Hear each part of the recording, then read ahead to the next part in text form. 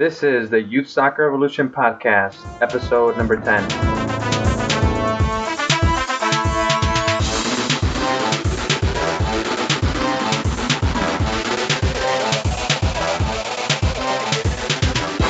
Thanks again for tuning in to another episode of the Youth Soccer Evolution Podcast. I wanted to start out today's show by thanking everyone who has made a review on iTunes. Saddle Tramp 71 left a review on September 16th stating, I have 2 daughters playing soccer. One is just now moving to an academy club.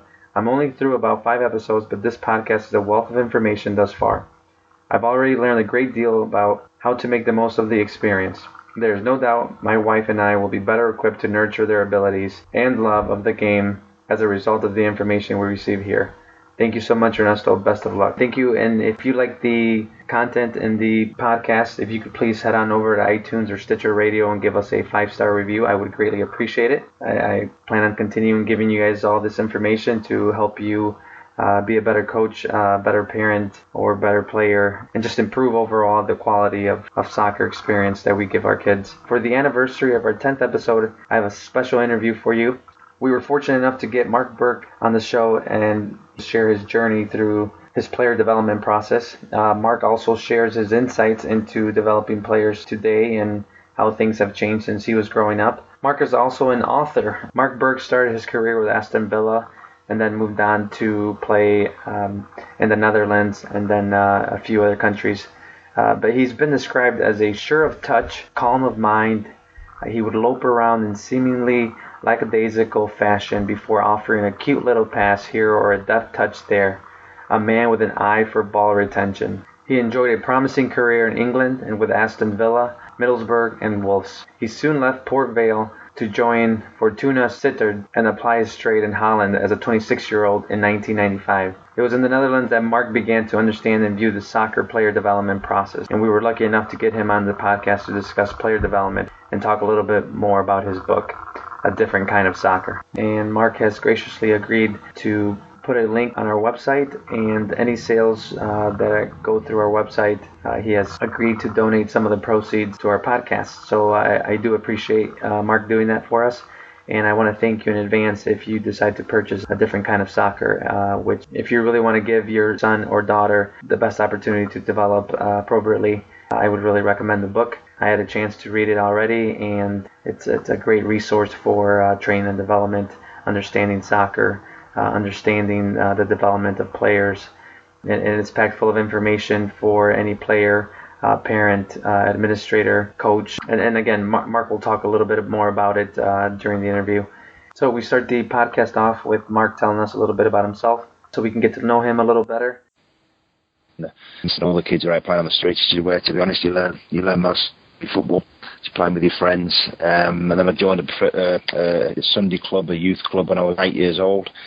And I played for them, and again, they were great times, very, very normal, no specific coaching, just all about enjoyment and just playing the game. And then in playing for my Sunday team, I got spotted by Aston Villa, which is my local professional club, and I went there at 10 years of age. And in those days, it was just a case of going to the club maybe a couple of times a week, and in the holidays, we would go there and train and play games. And during that time, when I was starting to get a little bit older, I was representing the district and the county. And then when I was about 15, I was fortunate enough to be selected for England schoolboys. So I represented England and went on to score a hat-trick for England juniors at Wembley against Holland, which was the old Wembley, which was a great experience. And then when I was 16, I left school and I went to Aston Villa full time. In those days they called it an apprentice. So you would go there, you'd be in at 8 o'clock every morning, and you basically do all the jobs for the boys in the first team, which sounds bad, but it was great because it was a great learning experience for all the boys, and we had great fun being around big name players. And just looking after those guys. So that was my first sort of taste of full-time football at the time. Yeah, and you said you played for the England juniors. Yeah, is that what you said? Yeah, that's right. Yeah, and yeah. Explain to me what that means. So But everything's changed a little bit now. But in those days, it was so you'd have your school team, and then you'd have the local area team. You'd have the best players in the local area team, and then you'd have the best players in the city team. And I'm from Birmingham, so Birmingham's a big city, so I played for Birmingham. The region, which is West Midlands, and then from those regions in the country, they would pick the best players, the best team, the best squad to play for represent England. So it was represent England at under 15 level for one season. We went off and played nine games in Europe, in Germany, in Switzerland, and in England as well. I think I ended up as top scorer as well. So it was a particularly good in that team. I still keep some of them to this day. So that just shows football is a great social tool as well. The people that I've met during my career, from age 8 upwards, I still speak to some of those. So this is why I say to people as well: football is not just about the game; it's a real social tool, and you can learn, you can communicate with people, and it stands you in good stead for life as well. Mark, can you really take us back to when you first started playing, and how did you get into it? Well, just as a kid, that was, in those days, that was all we did. You came home from school, you got a ball, and you wait for somebody else to come out, and if there was 2, you just play between you. If there was 3 or 4, you'd have a game, and everybody played, on the street, and on to live.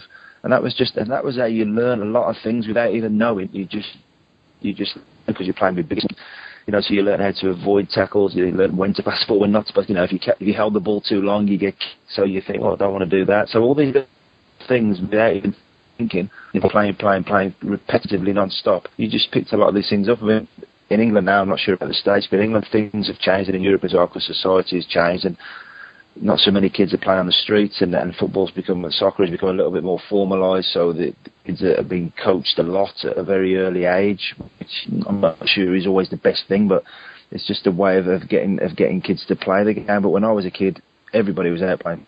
Yeah. You were telling me about the environment that you grew up in, which, a lot of the times parents won't understand that environment is what makes some of these players so good and so creative, because they're out there playing and learning without a coach present, just them by themselves. Like you mentioned, you were just out, and then you're waiting for kids to come out and play, and then all you did was play. No pressure, nothing whatsoever. You guys were just having fun. Can you tell me a little bit more about the environment that you grew up in? Yeah, well, I lived on an estate in Birmingham, and as I say, it was just a case of all the lads, everybody out playing, and just playing those games as you're discussing there. The things that you pick up unconsciously, and because it's so repetitive and so constant, you pick things up without even thinking.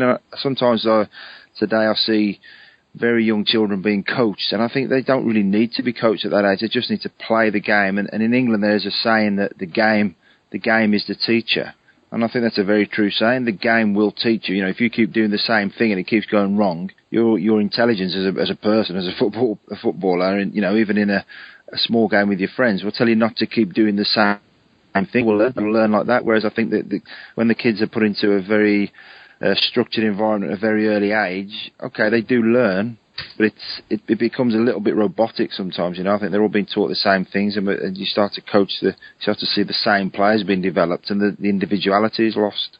Yeah, that's an excellent point, Mark. And you were telling us a little bit about how you grew up in that environment, and then you started playing. You said at 10 years old you joined one of the clubs. Well, I joined a club when I was 8 years old, actually.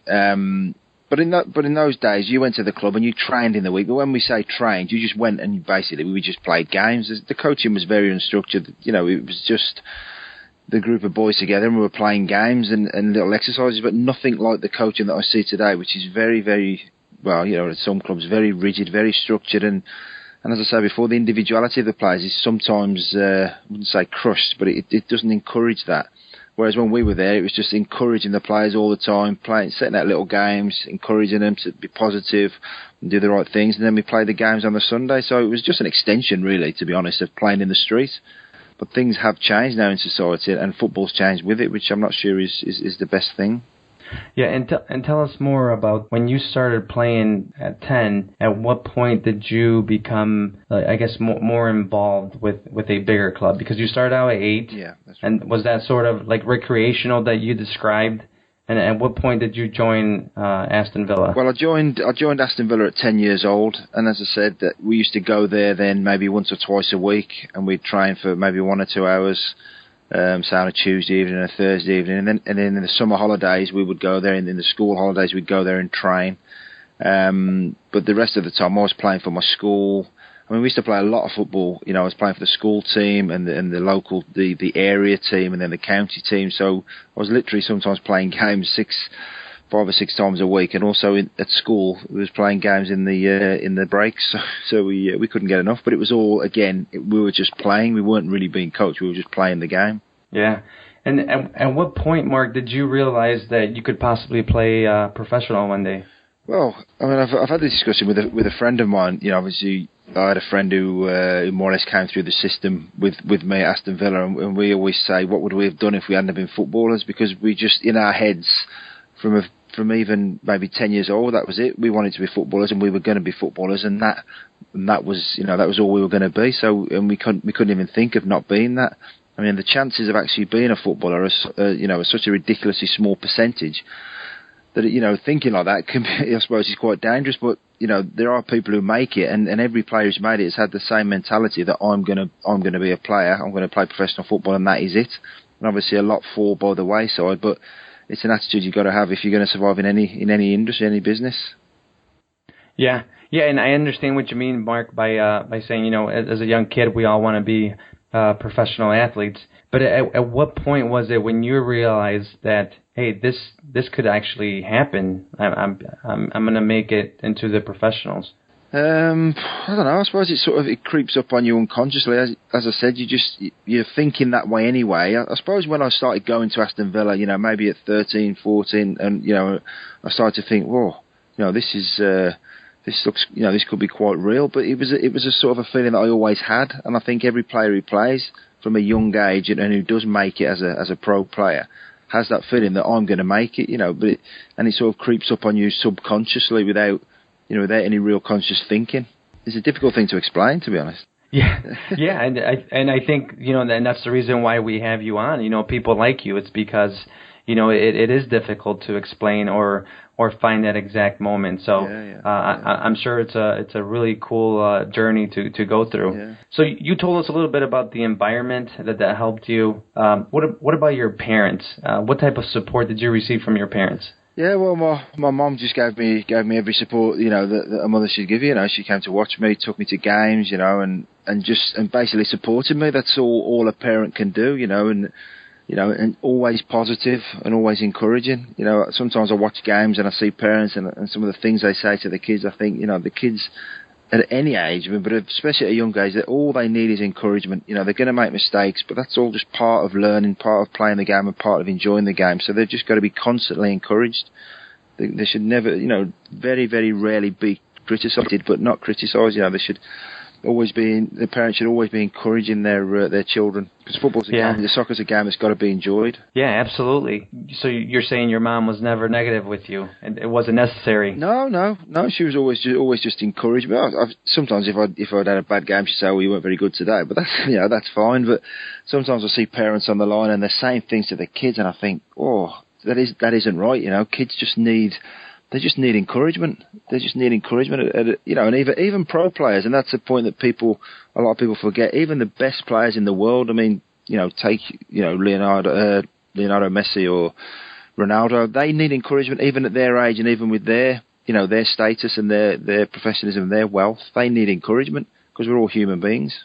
Yeah, and that's a great point. You know, if a professional who's got all the trophies and golden boots, and they still need encouragement. I mean, imagine our kids who are just trying to learn the game. Exactly, yeah. And then you also mentioned that you watched a lot of games on TV.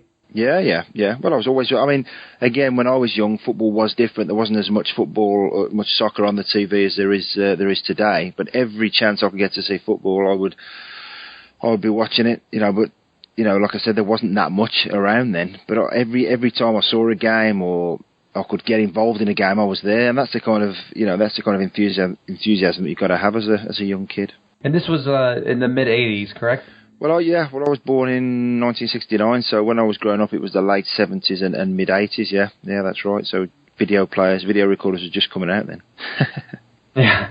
And you mentioned that you were just talking with a friend that went through the, I think you said Aston Villa program with you. How many of your friends in your area where you lived turned out to be professionals? Probably out of the varied and lots of people that I know, lots of players that I know, probably 4 or 5, which is quite good, to be honest.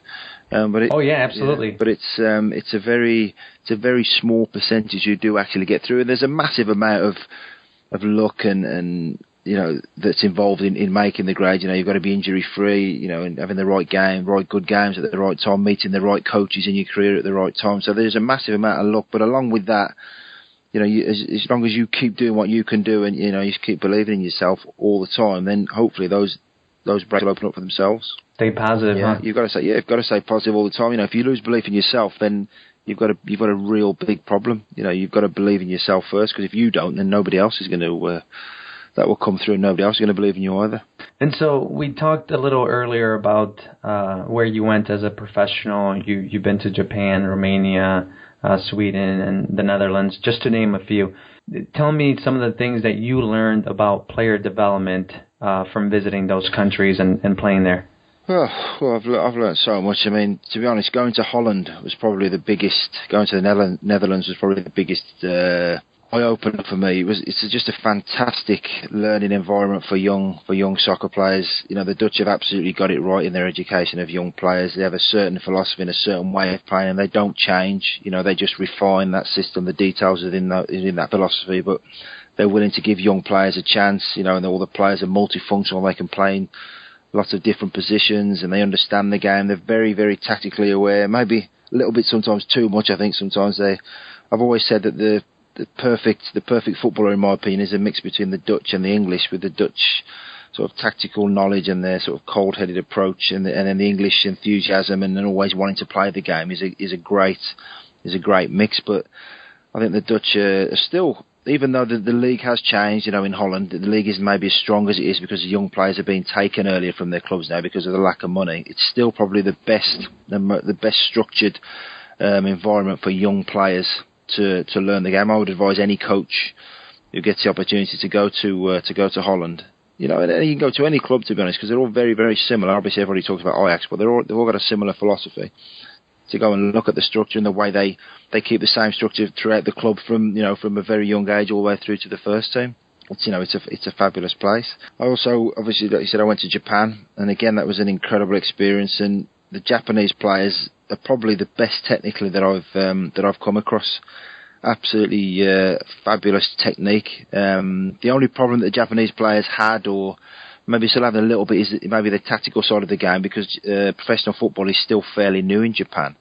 Relatively new. There's things, being a European, football is ingrained in us, in our culture, and so the things that we just don't even think about are still quite new to the Japanese, because the professional games are only around 20, 25 years old, so they're still learning that. But I think, in the years to come, Japan can be a real force in world football, because their players are absolutely fabulous technique and willingness to learn, and they will go non-stop 90 minutes. It's a great again, that's another place that I would encourage any coach. Obviously it's a expensive trip, but it's a great place to go and visit, and it's a great place for a coach to go, because the players are so willing to learn.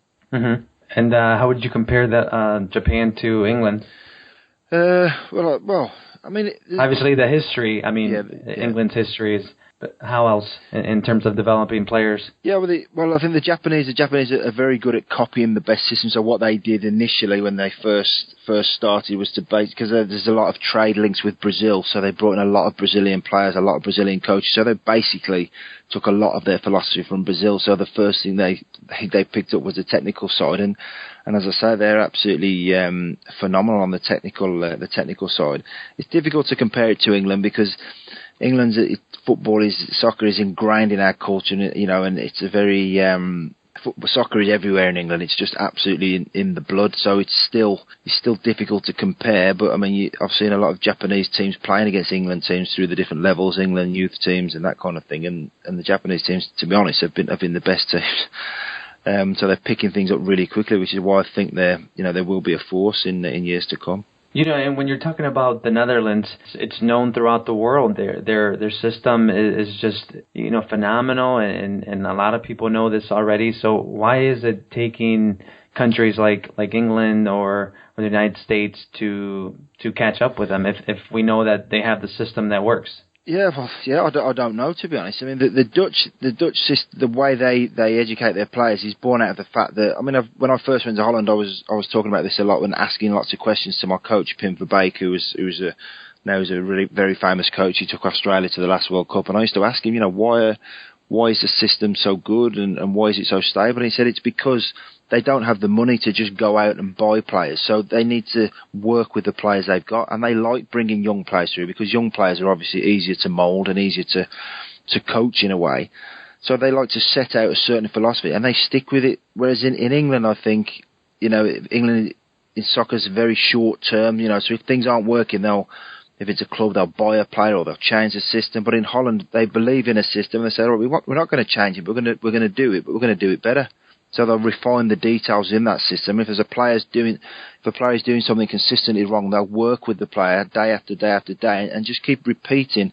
It's a very simple philosophy, to be honest, where they'll keep repeating the same things over and over again until they get them right. There's a lot of patience in the Dutch method, which I think is a really, really key word. They have a lot of patience on the pitch. If you look at their playing style, they have a lot of patience. It's possession based, and they have a lot of patience with the ball, and they're waiting for the right moment. And when they don't have the ball, they're waiting for the right moment to win the ball back.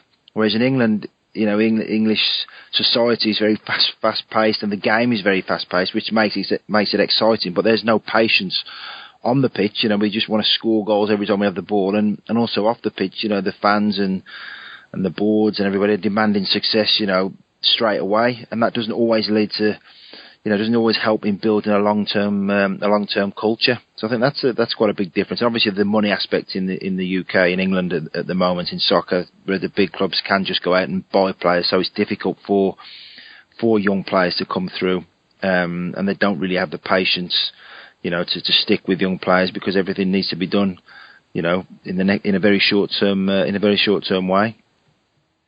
Yeah. So those same people that are asking for the development of players are the same people that don't want to wait and be patient enough to create those players. Yeah, in a way, yeah. I mean, yeah, that's right. I mean, the fans are saying we should have young players, but on the other hand, if you play the young players, you've got to accept that it's not going to work straight away, and you might have the results won't be so great, for a short term. But then those same people are saying, "Oh, we want results," but you can't have both.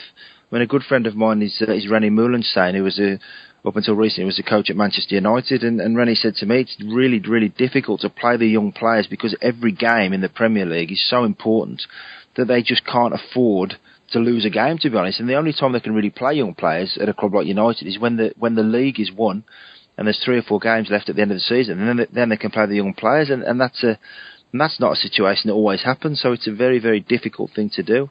And I think we can kind of understand when they're professionals, and they're trying to win the league. But when we see this in our younger clubs and we have younger kids playing and, they're 8 and 10 and the coach doesn't want to let them play because they don't want to lose a game, that's when we've lost touch with the player development process. Yeah, I think that's right. I mean, at that age, as we were saying before, it's all about enjoying the game, and players have got to play. They have to play. So. And that's why I'm all in favour of small squads. That gives everybody motivation. Everybody knows they're going to play. If you've got 5 and 6 and 7 substitutes, then it's difficult. So it's best to keep a very small squad, and that's what they do in Holland. They keep at every age group. They keep a small squad, so all the players are motivated. They know they're going to play, and if they do have any injuries or any illness, then they bring players up from the age below, which is a good philosophy. But at that age, players have just got to play because players will become very disillusioned if they're turning up every week and not playing. And then the coaches do have to look at themselves and think, why am I doing this? It's not just about winning. It's about developing the players and all the players enjoying themselves. Yeah, I'm glad you brought that up as well because, like you said, we have to be patient about letting the kids develop, because if it were all about winning, then the players are never going to develop. So that patience that you talked about earlier is critical. No, it's absolutely critical. You've got to accept that sometimes you're gonna lose, and that's part of the game. You're going to lose and you're going to win, and that is all part of it. And if you're just all out to win, I mean, there are ways, and methods of just winning a game, but is that really gonna help you in the long term? If you're trying to develop good football and good football players individually and as a team, it takes patience. You've got to accept that when you're trying things and when you're working a system out or working a philosophy out, that to get it right, sometimes it isn't going to work, and that's when your belief in whatever philosophy it is tested. Because when you're losing games, but you're sticking to a philosophy, it's difficult. But you've got to say, look, this is what I believe in. So I'm not going to get rid of it. I'm going to stick with this, and we're going to get it right. Yeah, and so Mark, let's transition to a different question that I had for you. One of the issues here in the United States is about relegation. Obviously, we don't have that with the MLS, but there seems to be a lot of people pushing for relegation. How much of an impact do you think that has on player development? Do you mean at a youth level or a professional level, or at the professional level? Professional. Well, it does have an effect because they're very, very serious. I mean, that is the biggest question in England at the moment in the Premier League. Nobody wants to get relegated because there's so much money at stake. So obviously, young players then are going to get less of a chance because there's millions and millions of pounds at stake. But on the other hand, that is at a professional level. That's the edge that the game does need. Because without relegation, then it can become stale because there's no real pressure. So it's a difficult thing. It's an interesting question. That is. Yeah, I threw that one in there, huh? Mark, one of the questions that we have for every guest that comes on here is for us to kind of learn a little bit from you and what you would do if you had a 5-year-old son today and he wanted to play soccer. What would you do to ensure that he gets the best player development process? So how would you get him in to start playing? Where would you let him play? And if you can take us through the process, when he turns 10 or 12, if you would do this or that. Yeah, well, I mean, these are a lot of the things that I've written in my book, A Different Kind of Soccer. It's all about. I mean, the first thing I do with a young player is with my son, which I did with my son now he's 13, is just to play football with him. And he'll love kicking the ball with you, and he enjoys kicking the ball. And then you bring a few of his friends, you go and play with his friends down the park, and it doesn't have to be formal. It's just getting a feel for the ball and getting a feel for the game, and and seeing that he enjoys the game.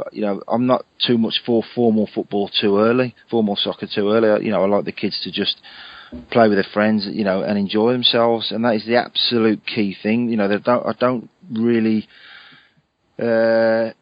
As I said, society has changed, but I'm not really one for really formal coaching, soccer coaching at a too early an age. The kids just need to play and play and play. I've just read a quote actually about Michael Jordan, who said that he didn't really learn the game till he was 16. He believes in playing and then learning it, and that's something I agree with, because, as I said before, the saying in England is, the game is the teacher, and the game will teach the players. So basically, it's just about playing the game as much as they can, and also having the ball at their feet as much as they can, because football for me is about the ball. If you can't control the ball, then you can't play soccer. For me, it's that simple. I don't like to see the ball be miscontrolled, because that is the absolute key element of the game. So a young player has got to have the ball as much as he can, as many ball contacts as he can, practicing. And one of the easiest ways to do that, if you're on your own, is with a wall. A wall and a ball is the absolute. For me, when I was a kid, that was the absolute ideal, because a wall doesn't get tired, doesn't complain, so you can just keep whacking the ball against the wall, and controlling it as many times as you can. Yeah, and it's always there for you day and night. So it's an ideal thing, and you can learn. It sounds stupid, but you can learn a lot from just kicking the ball against the wall constantly, because you get to understand how the ball spins at different angles, at different speeds, and your body and your brain adjusts to the ball, and you become one with the ball. In my book, I talk about there's a substance in the brain called myelin, and that's basically when you learn a skill. It's like an insulating tape, if you like, being wrapped around. The more you learn the skill, the thicker this tape becomes. So it shows that, the more you kick the ball against the wall, for example, and the more ball contacts you have, the more the skill is going to become ingrained in that person. So for a young kid, I would just say, get out there with the ball any chance you can, any game you can join in, and just practice and persistence. Just keep practicing, keep persisting. And as you get older, your parents, then you get into 7 and 8. maybe 9, then yeah, that's the time to go to a club and start playing games and, you know, and start to really feel the game. Before that, very informal, I think, and just enjoying and just getting used to the ball. So you'd think that they should start, or they could get into a club at around 9 or 10, you said?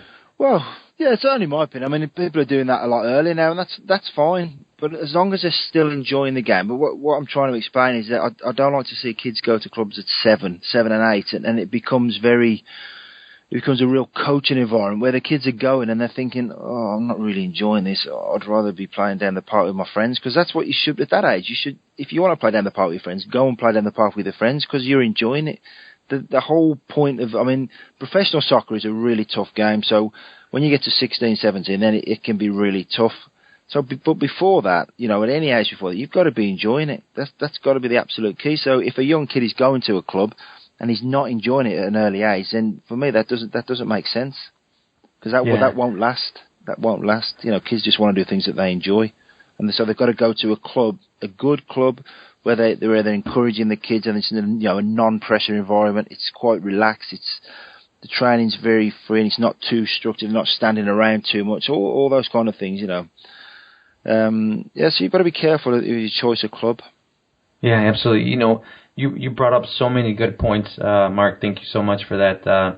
First, when kids get started playing, it doesn't have to be as formal, like you said. And then you talked about, you know, enjoying themselves first. I mean, that's the most important thing. If they develop that love for the game, you know, they're going to be asking you for more, and they're going to want to play more, and that's how they're going to keep getting better. Oh, exactly. I mean, if I'm watching young kids playing, and I see it a lot, and I'm listening to the coaches on the side and the parents, and they're shouting instructions at the kids, and I understand, and they're telling, when the kids got the ball, they're telling them where to pass it and that kind of thing, and that isn't right.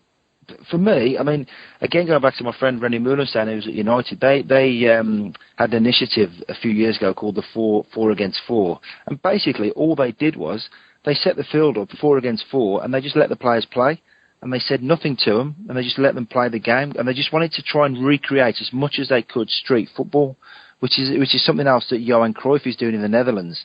He's got a thing called the Cruyff Court, because he said that when he was a kid, the same as when I was a kid as well, we just played on the streets, whereas now it's difficult because, you know, there's different things for the kids to do, and there's a lot more cars around. So he's built a series of courts around the Netherlands, which are basically football cages, so all the kids can go in there and just play games with themselves.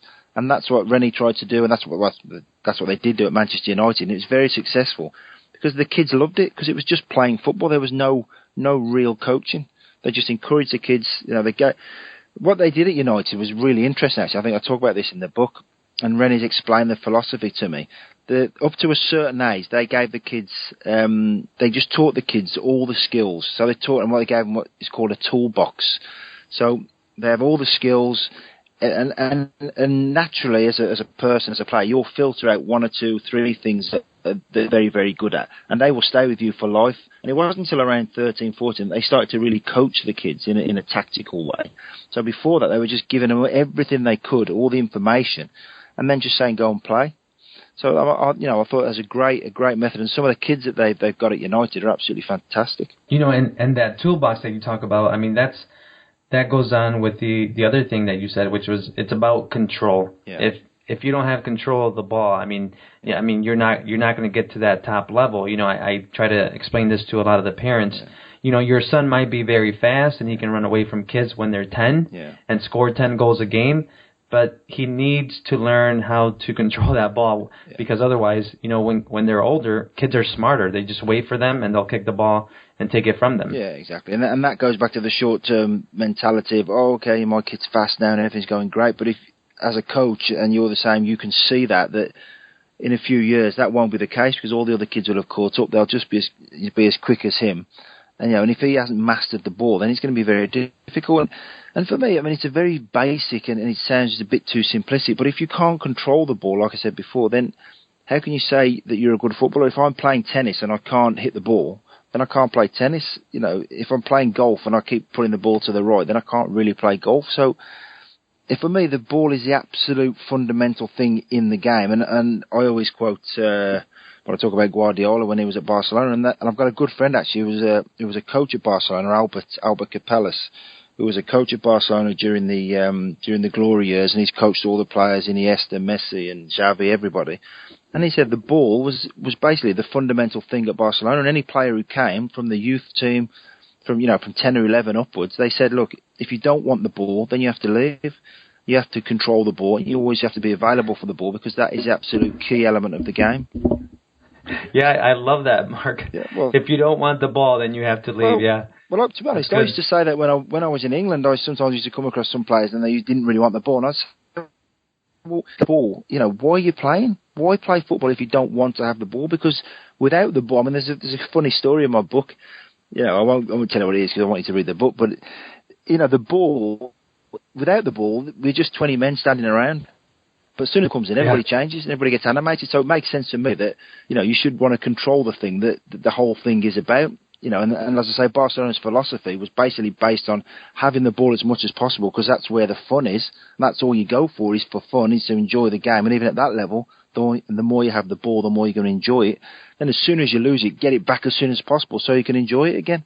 And for me, that makes absolute sense. And I think if you say that to a group of children, look, I want you to have the ball as much as possible because that's fun and that's what you came for, I think they react to that.